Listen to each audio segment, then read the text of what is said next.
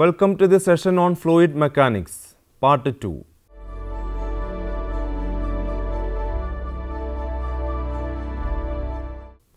Archimedes principle. This principle states that a body wholly or partially immersed in a fluid is buoyed up with a force which is equal to the weight of the volume of fluid the body displaces and which acts vertically upwards through the center of gravity of the immersed part of the body. The buoyancy force need not act through the center of gravity of the immersed body. Let us consider that a fluid is kept in the gravitational field. Now, the total body force acting on volume V of the fluid is F body is equal to negative of integral V F P dA. Let it be equation number 1. The total force due to pressure on the surface area A of volume V of the fluid is Fp is equal to negative of integral A cap P dA. Let it be equation number 2, where A cap is the outward normal unit vector on any point on the surface. Now, since the fluid is in the equilibrium, we have Fp plus F body is equal to 0, or Fp is equal to negative of F body. Let it be equation number 3. We may note that Fp is the total force due to pressure on the surface of the volume V, whether volume V is occupied by the fluid or not. This clearly reveals that a body immersed in a fluid experiences a force Fp due to pressure equal and opposite to the body force F body, which would be exerted on the volume V if it were occupied by the fluid in equilibrium. This is the Archimedes principle. Euler's equation of motion for a moving fluid. One can describe the motion of a fluid by following the motion of each individual fluid particle. However, that is a difficult one. There is a more convenient method for many purposes. In this process, one has to specify the density and velocity of the fluid at each point in space as a function of time. Here, we will follow this treatment. We specify the motion of fluid by density rho of x, y, z, t and velocity v of x, y, z, t. We may note that any quantity which is used to describe the state of a fluid is function of space coordinate x, y, z and time t. This will have a definite volume at each point in space and at each instant of time. We may note that there are two time rates of change for such a quantity. For example, one can consider pressure. The rate of change of pressure with time at a fixed point in space will be dou p divided by dou t, that is the total time derivative. Thus, we have dp by dt is equal to dou p by dou t plus dou p by dou x into dou x by dou t plus dou p by dou y into dou y by dou t plus dou p by dou z into dou z by dou t. Let it be equation number 4. Here, dou x by dou t, dou y by dou t and dou z by dou t are the component of the fluid velocity v. Rewriting equation 4 as dp divided by dt is equal to dou p divided by dou t plus Vx into dou p divided by dou x plus Vy into dou p divided by dou y plus Vz into dou p divided by dou z, or dp divided by dt is equal to dou p divided by dou t plus V into del p. Let it be equation number 5. One finds that a similar relation holds between partial and total derivative of any other quantity which describes the state of the fluid. One can express equation 4 symbolically as d by dt is equal to dou by dou t plus v dot del. Let it be equation number 6. This shows that the total time rate of increase can be resolved into a purely temporal part and a purely spatial part. However, for a stationary state or a steady state, dou by dou t is equal to 0. Let us consider a small volume element dV of a non-viscous fluid when its equilibrium. Then the body force F dV equals del P dV. Now, for the motion of this volume element, we have F dV minus del P dV is equal to rho dV into d square r divided by dt square. Let it be equation number 7. Here d square r divided by dt square is the acceleration of the element.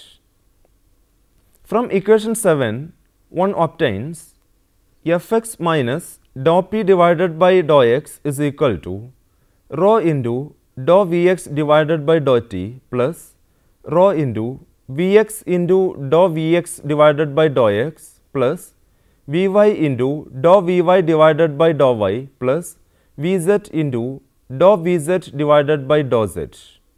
Let it be equation number 9a.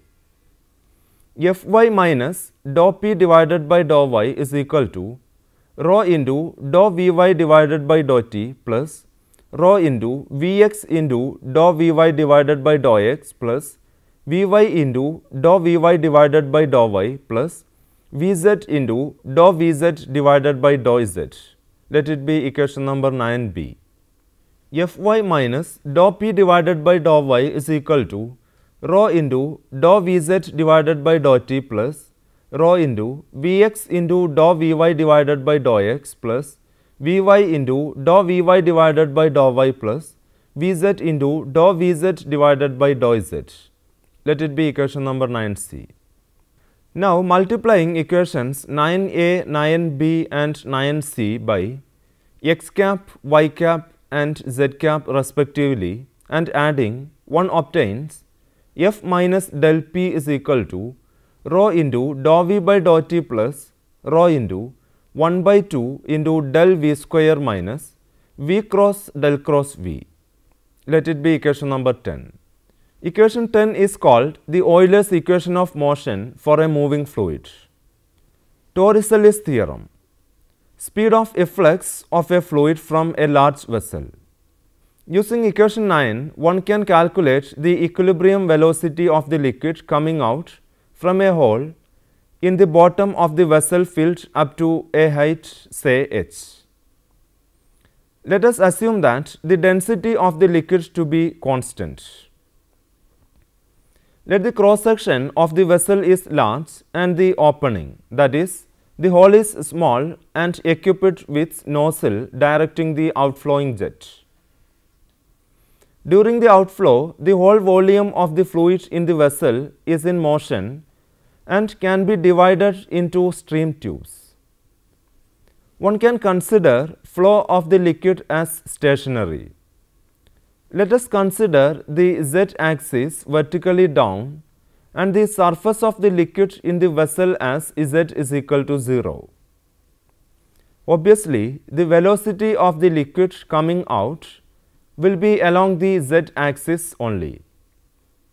Therefore, using equation 9c, one obtains rho into g is equal to negative of dp divided by dz, which is equal to 0 plus rho into Vz into dVz divided by dz, since F is equal to rho into g.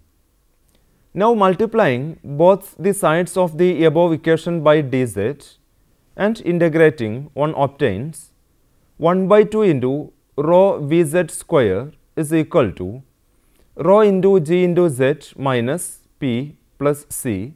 Let it be equation number 11. We may note that what has been said applies to any motion in which all the moving particles of the ideal fluid are in identical initial conditions. Under the condition mentioned above, the velocity of the liquid is 0 in the vessel itself. we may assume that P is equal to the hydrostatic pressure rho into G into Z. Then the constant C is equal to 0. If the hole for the efflux is at Z is equal to H, then the pressure P vanishes, so that Vz square is equal to 2 into G into H, or Vz is equal to square root of 2 into G into H.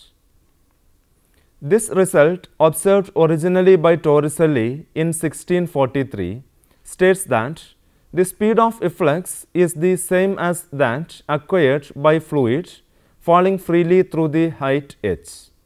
It is commonly known as Torricelli's theorem. We may note that the velocity v is completely independent of the direction of the jet relative to the horizontal line. It is the same for all the values of the angle of inclination of the jet. Irrotational continuous flow of inviscid fluids. Let us consider that the body force density is derivable, say u, which is usually the case one finds F is equal to negative of del u. Let it be equation number 12. In this case, equation 10 taken the form minus of del u minus del p is equal to rho into dou v divided by dou t plus rho into 1 by 2 into del p square plus O plus v. Let it be equation number 13, where O is equal to negative of del cross v. Let it be equation number 14. The vector field O is equal to negative of del cross v is called velocity. When the motion of the fluid is such that velocity is 0 everywhere, the flow is said to be irrotational or potential flow. A flow initially irrotational will remain so if not disturbed externally. To make it more clear, let us find out the integral of the normal component of n cross v across a surface S bounded by a curve C. Using Stokes' theorem, we obtain integral over S del cross v dot n ds is equal to integral over C v dot ds. Let it be equation number 15. The line integral in equation 15 is taken around the curve C. Now, if the curve C surrounds a vortex in the fluid figure 1a, the right hand side of equation 15 has non-zero, that is finite value, which is a measure of the speed at which the fluid whirls around the vortex. This reveals that del cross v is a sort of measure of the rotation of the fluid per unit area. We may note that del cross v may also be non-zero in regions where there is no vortex, provided there is a transverse velocity gradient. Figure 1b. From equation 15, we may note that a point P in the fluid, the vorticity Om is equal to del cross V is clearly the circulation of V around a unit area perpendicular to the direction of Om. Now consider that a little piece of dirt is parked in the neighborhood of point P. One finds that the piece of dirt will rotate in the angular velocity Om by 2. In order to prove this, let us consider an area element inside the fluid at P having an extremely small radius r.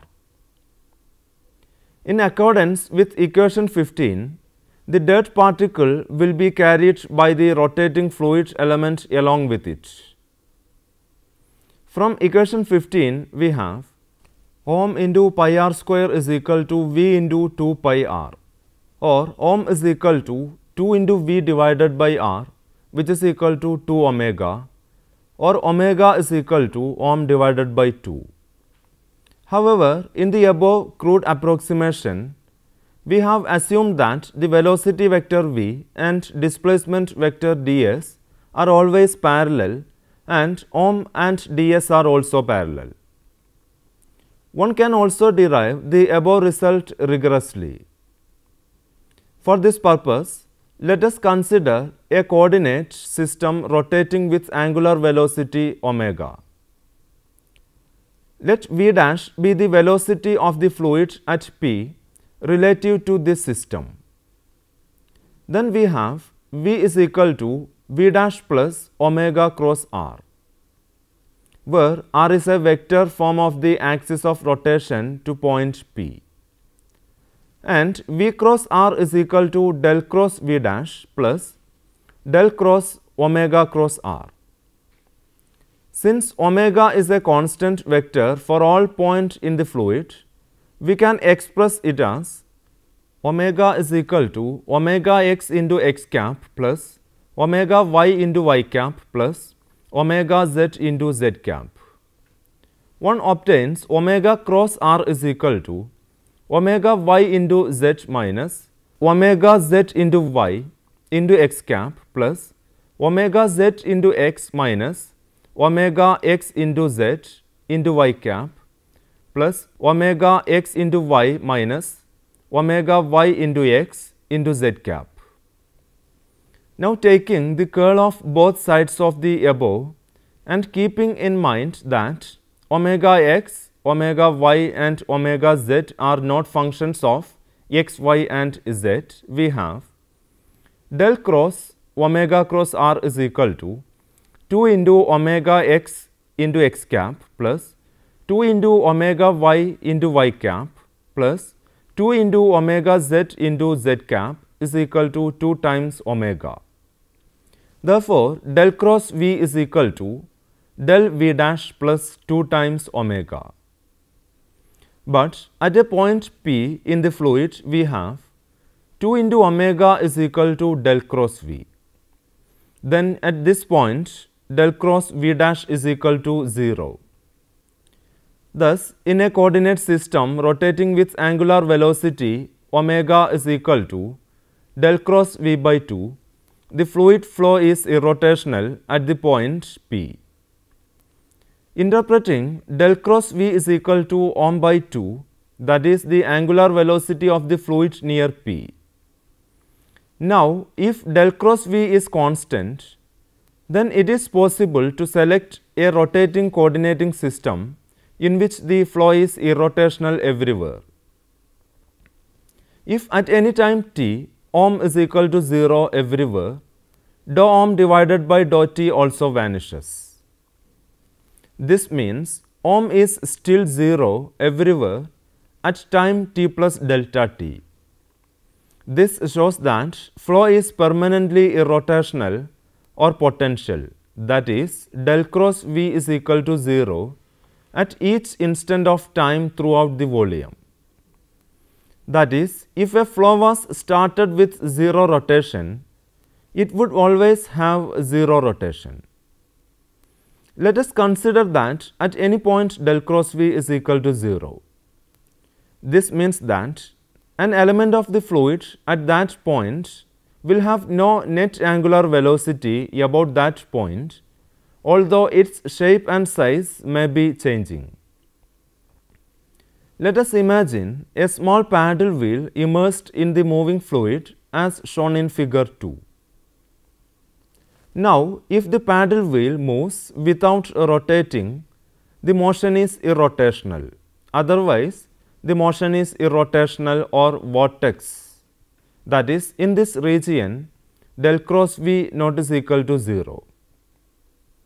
Obviously, rotational flow of a fluid includes vortex motion such as whirlpools. Equation 10 takes the following form for irrotational motion. F minus del p is equal to rho into dou v divided by dou t plus 1 by 2 into rho into del v square. Let it be equation number 16. In case if we dealing with a type of fluid flow for which del cross v vanishes in the entire region, that is space, the integration of equation 16 becomes relatively simple. In this case, one may represent v as the gradient of the velocity potential psi.